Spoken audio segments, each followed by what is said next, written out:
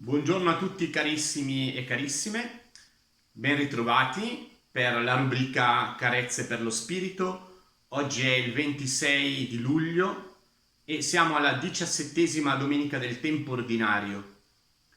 Continuiamo con la lettura del Vangelo di Matteo e ci aiutiamo oggi anche con la lettera di San Paolo ai Romani. Una lettera bellissima che inizia oggi con una parola importante ed è la parola fratelli. Una parola importante perché è profonda.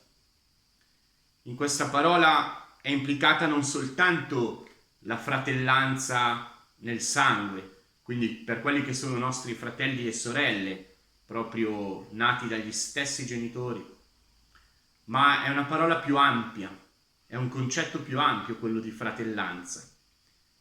In un brano di Vangelo Gesù dice: i miei fratelli sono tutti coloro che fanno la volontà del Padre mio. E in questa lettera di Paolo ai Romani egli si rivolge appunto ai fratelli e dice: carissimi fratelli, tutto concorre al bene per chi è chiamato. Allora capiamo che c'è una vocazione per ciascuno di noi, una chiamata da parte di Dio, da parte del Signore. Il Signore ci chiama ciascuno di noi a vivere il progetto di Dio, a vivere la sua vita facendola corrispondere a quel bellissimo progetto che il Signore ha pensato per noi. Egli ci chiama per nome, chiama ciascuno di noi.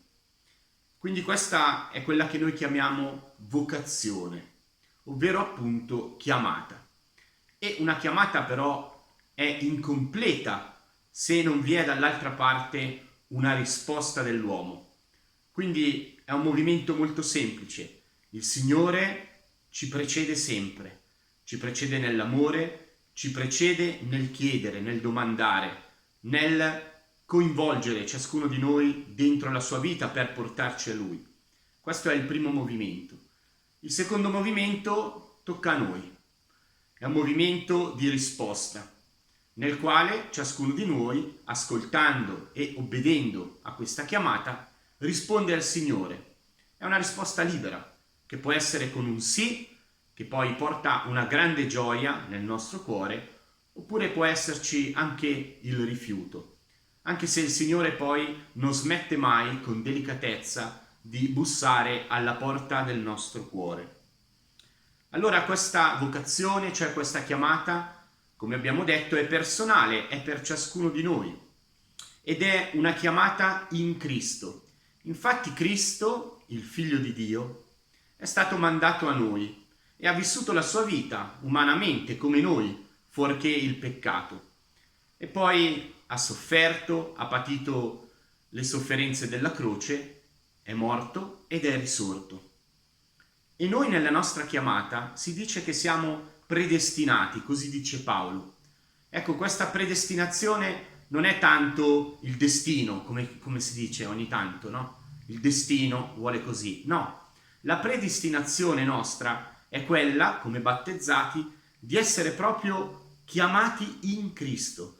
Cioè la predestinazione è il vivere la nostra vita conoscendo già la vera vita, che è quella di Cristo. Quindi siamo predestinati, ovvero siamo destinati a vivere la stessa vita nello stesso stile, con lo stesso legame, le stesse relazioni di Cristo. Ecco che allora, chiudendo un po' un cerchio, la parola fratelli assume un'importanza infinita, assume una bellezza grande, una bellezza proprio perché noi, predestinati in Cristo, viviamo in Dio.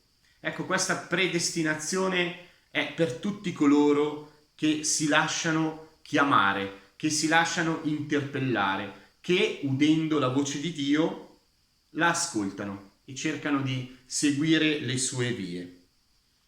E questa condizione di fratellanza che viviamo, che cerchiamo di vivere come comunità, anche voi magari nella vostra comunità, in unione, questa fratellanza, questa condivisione è già un presupposto per vivere il regno dei cieli, quel regno dei cieli che oggi il Vangelo di Matteo ci racconta e ci dà un suggerimento su che cosa sia il regno dei cieli, perché a volte ce lo immaginiamo come qualcosa di lontano, qualcosa di impossibile da raggiungere o come qualcosa che forse raggiungeremo soltanto una volta, come si dice, arrivati nell'aldilà. Ecco, in realtà il regno dei cieli è già qui, è presente in mezzo a noi, è con noi, è vicino a noi, è Cristo stesso il regno dei cieli. Ma Gesù, per aiutarci, ci dà alcuni suggerimenti, alcune vie, alcuni spunti per pensare e vivere esperienzialmente questo regno dei cieli. Dice: il regno dei cieli è come un tesoro nascosto. Allora questo ci riporta alla memoria la fatica del cercare qualcosa di bello, un tesoro nascosto.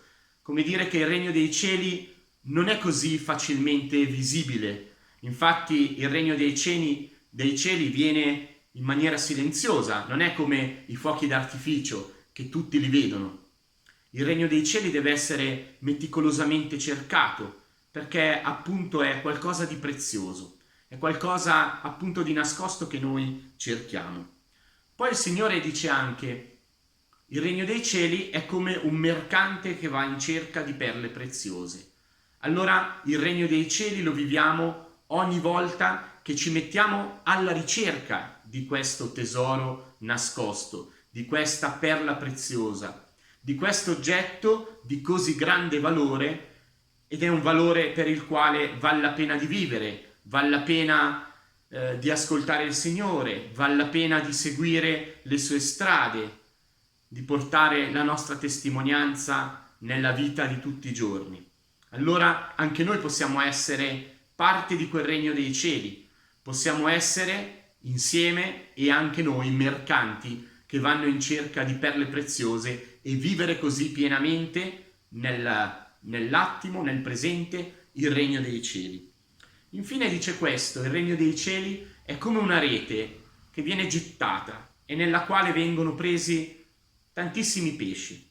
Questi pesci che poi, una volta raccolti dai pescatori, vengono divisi, c'è un discernimento, una scelta su questi pesci. Ci sono i pesci buoni e quelli meno buoni, i pesci immangiabili, e così vengono divisi, messi gli uni da una parte, gli altri dall'altra.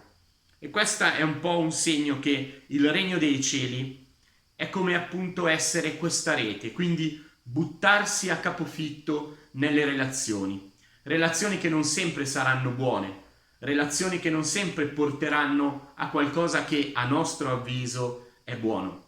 Ma l'importante è proprio il gettarsi in queste relazioni sempre, mai staccarsi da un dialogo, mai negare il nostro saluto, il nostro sorriso, la nostra gioia, la gioia dell'aver trovato il Signore nella fede, nella fedeltà in Lui.